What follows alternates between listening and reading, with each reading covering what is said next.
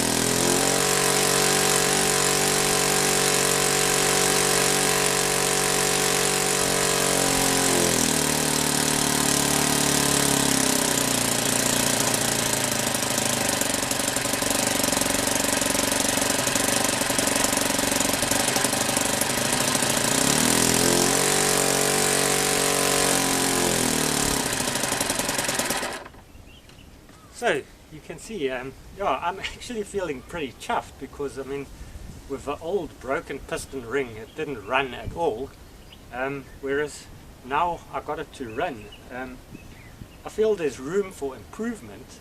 I'm going to try and see whether I can tweak on it a bit to get it to run even smoother, but it is running, yes, and that's my first successful piston ring that I ever made in my life. Thank you very much for watching.